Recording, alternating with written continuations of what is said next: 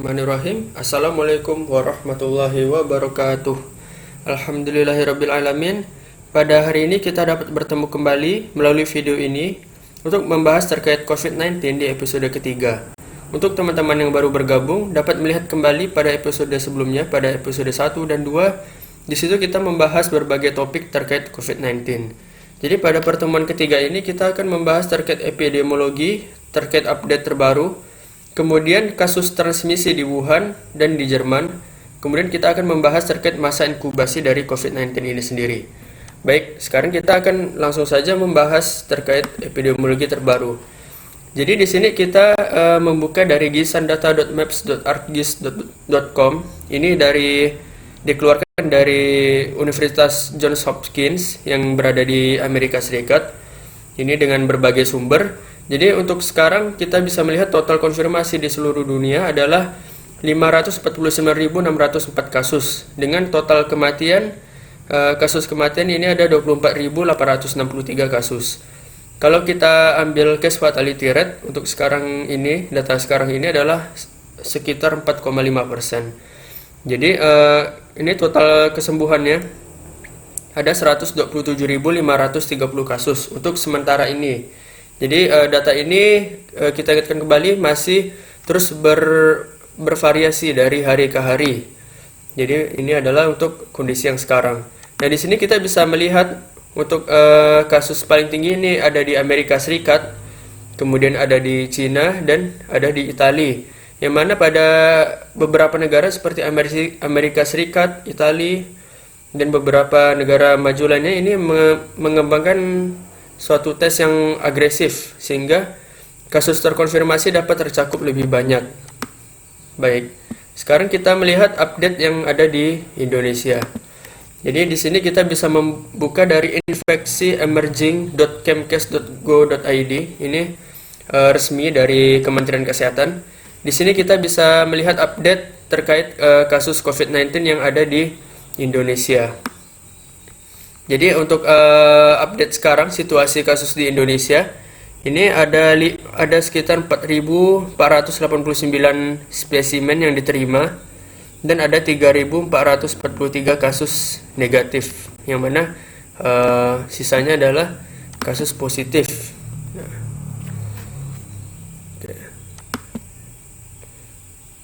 Oke.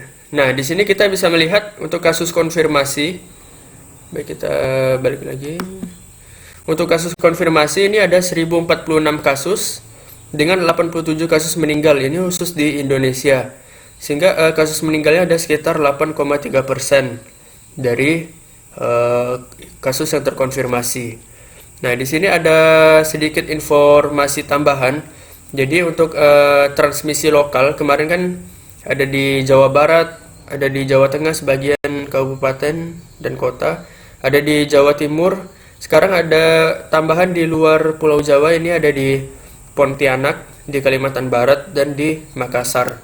Nah, untuk apa kita mengetahui transmisi lokal? Di sini kita akan menelusuri riwayat kontak yang sudah pernah kita bahas di episode 1 dan di episode kedua. Jadi ini harus benar-benar diperhatikan karena gejala dari COVID-19 itu sendiri tidak terlalu khas, sehingga harus ada penunjang riwayat kontak.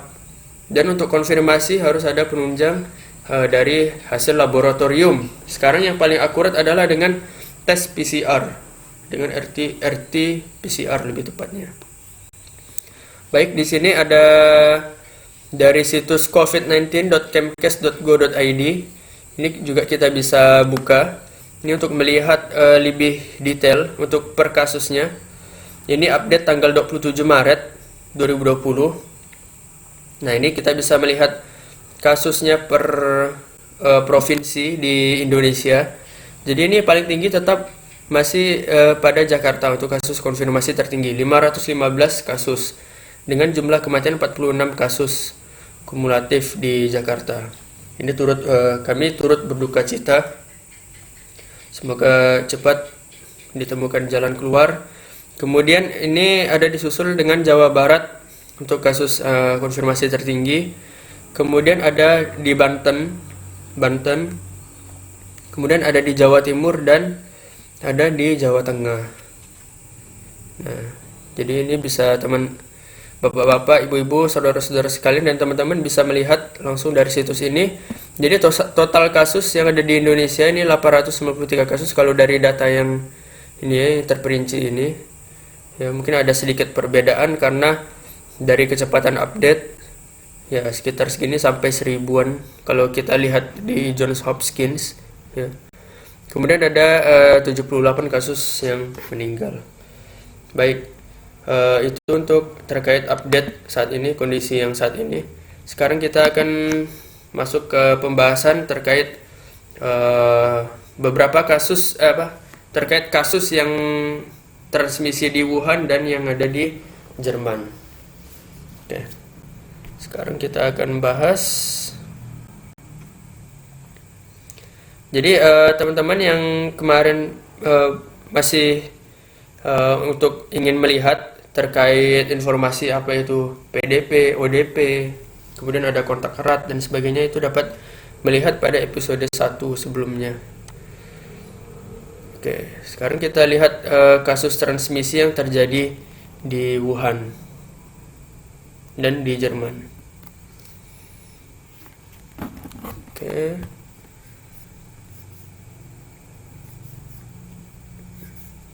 Nah, ini untuk kasus transmisi di Wuhan. Ini yang terjadi pada 29 Desember 2019.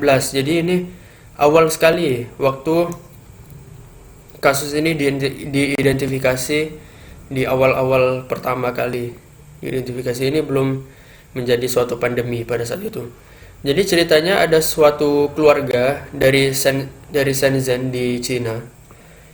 Ini dia pergi mengunjungi kolega di Wuhan. Pada saat sampai di Wuhan, dia berkontak dengan orang-orang di Wuhan dan sebagainya macam, dan diduga ada kontak juga dengan pasar tradisional yang ada di Wuhan.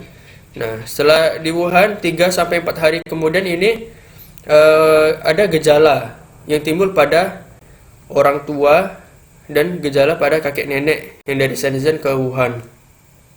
Nah, gejalanya waktu itu adalah batuk ya, sesak, demam. Jadi gejala khas pneumonia ya, radang infeksi paru ya. Jadi pada saat itu dibawa ke rumah sakit dan setelah dicek belum diketemukan etiologi atau penyebab pastinya, sehingga dicek PCR dan ditemukan positif novel coronavirus yang baru teridentifikasi. Jadi pada saat ini diketemukan. Kemudian ada kontak juga dengan anak. Jadi orang tua ini dia membawa anaknya, anak laki-laki, usianya 10 tahun. Dan ini sebenarnya tidak ada gejala. Namun orang tuanya ini kekeh atau bersikeras untuk anaknya coba untuk dicek laboratorium. Ternyata setelah dicek dengan RT-PCR, ini hasil tesnya adalah positif coronavirus, novel coronavirus. Jadi waktu itu adalah coronavirus yang baru pertama kali diidentifikasi terinfeksi pada manusia. Jadi dinamakan novel coronavirus. Kemudian setelah diketahui hasil lab positif, kemudian anak ini dilakukan chest CT scan atau CT scan di dada. Nah, ditemukan adanya tanda pneumonia ringan. Nah, jadi pada kasus ini kita dapat mengambil pelajaran ya. Yang pertama, yaitu orang yang terinfeksi ini dapat asimptomatik. Ini contohnya terjadi pada anak 10 tahun ini. Dia asimptomatik atau tidak bergejala. Kemudian dan asimptomatik ini sendiri yang tidak bergejala ini dengan ternyata dia hasil tesnya positif. Nah, ini berpotensi untuk mentransmisikan virus ini ke orang lain. Nah, seperti itu.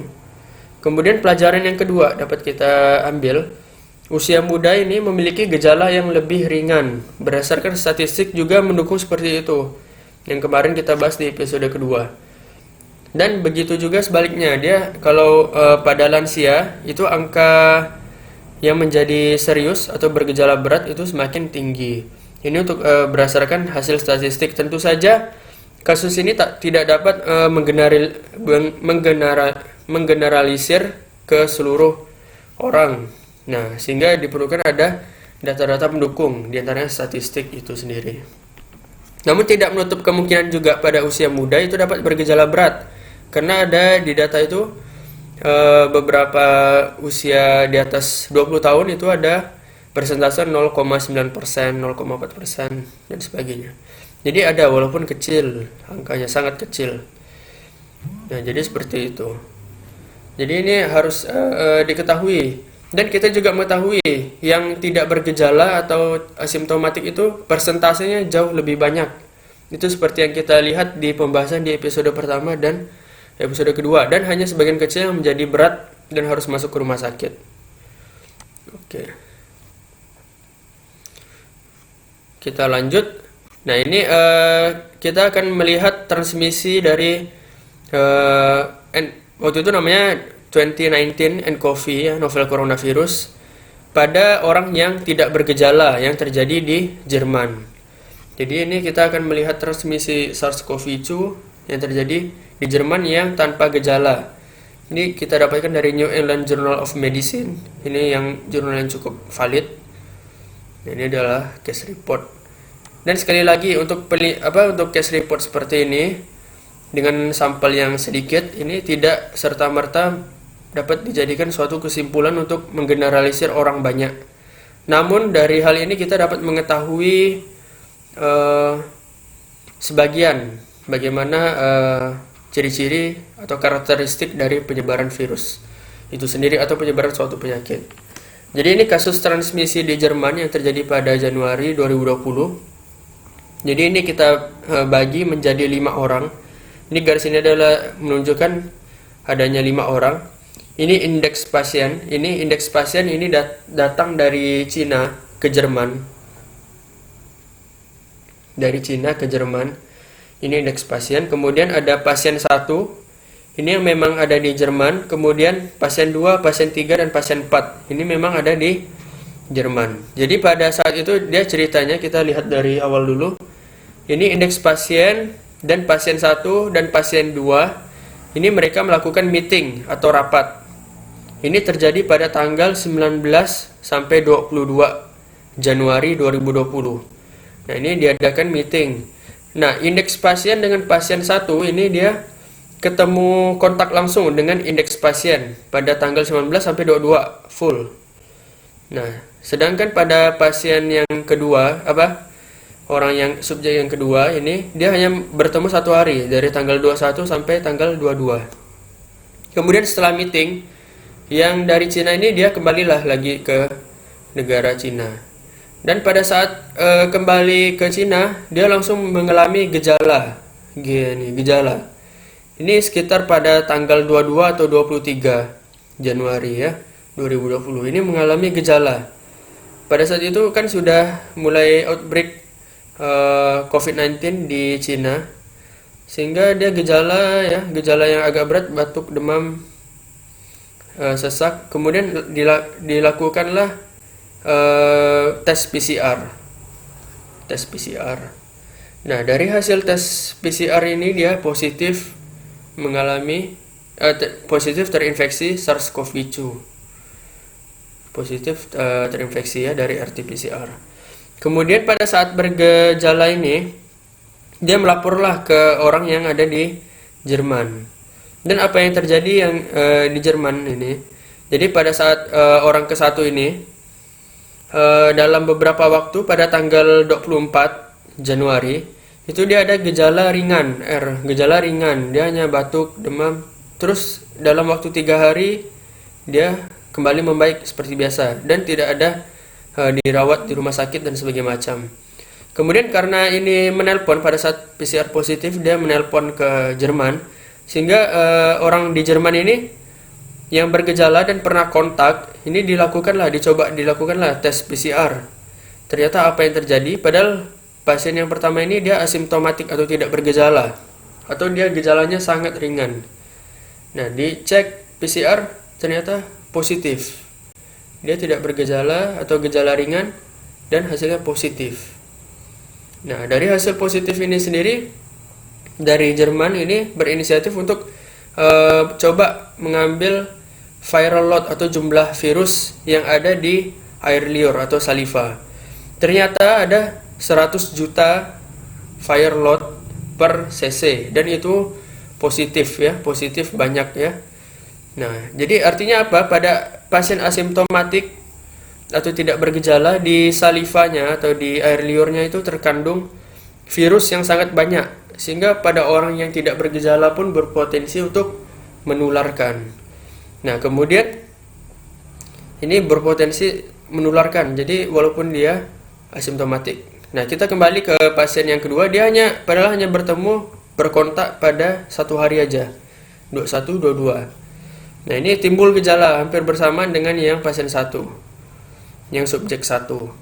Nah, kemudian selang berapa lama ini relatif asimptomatis, selang berapa lama ya, tanggal 28 diceklah PCR atau dicek RT-PCR, ini ditemukan, diidentifikasi adanya positif terinfeksi SARS-CoV-2.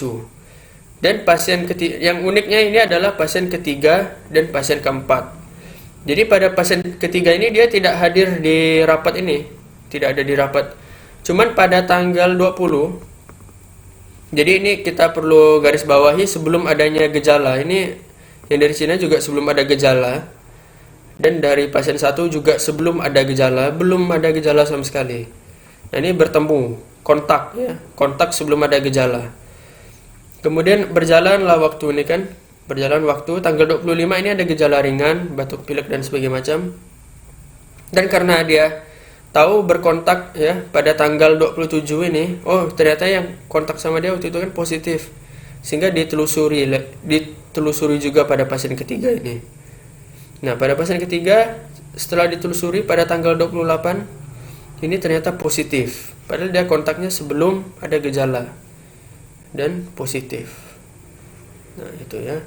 Kemudian pada pasien yang keempat begitu juga, dia kontak ke pasien yang ke nomor 1 ini sebelum dia ada gejala dan dicek ternyata positif.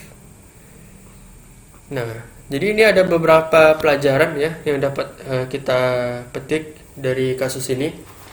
Yang pertama, orang yang terinfeksi itu dapat asimptomatik atau tidak ada gejala, seperti yang terjadi di Jerman.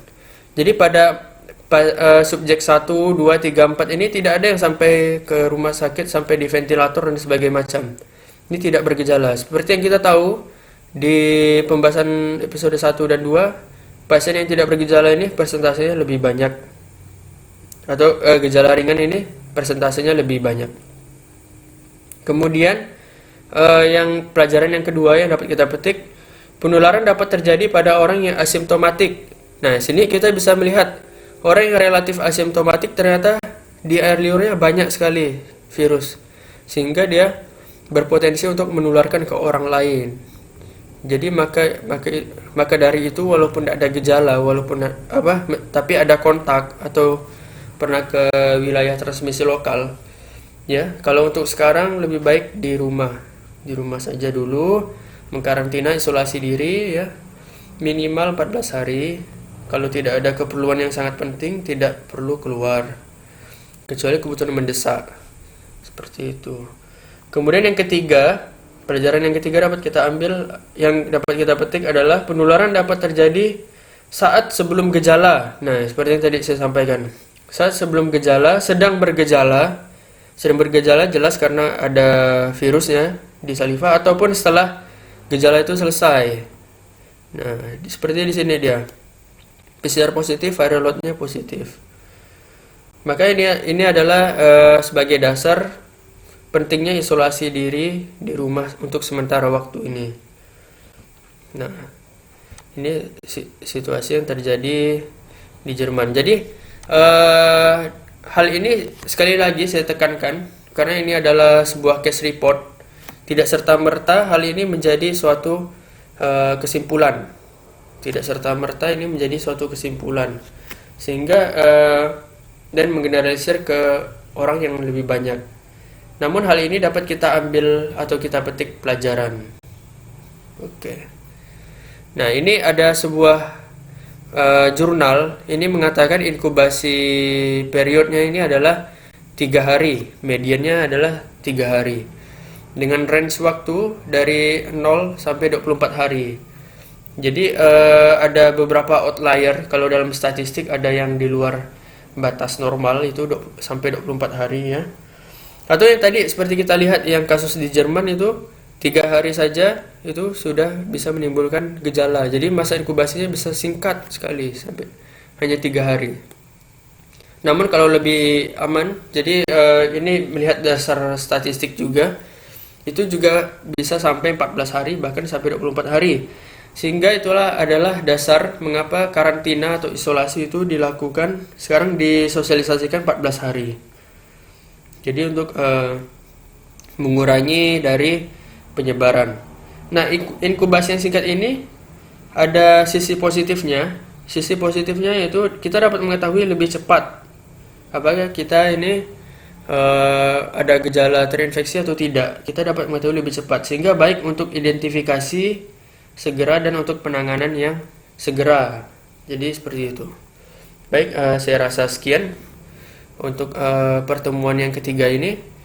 Semoga untuk kasus ini bisa ditemukan solusi dan semakin membaik untuk perkembangannya.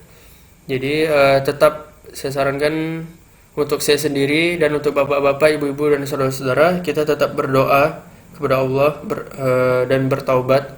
Kemudian kita tetap mengusahakan untuk ikhtiar dalam bentuk ya, salah satunya adalah dengan mengisolasi diri, baik dengan isolasi di rumah sendiri, ataupun yang bergejala kan memang harus diisolasi di rumah sakit misalnya. Atas kekurangan saya mohon maaf. Wabillahi taufiq wal hidayah. Wassalamualaikum warahmatullahi wabarakatuh.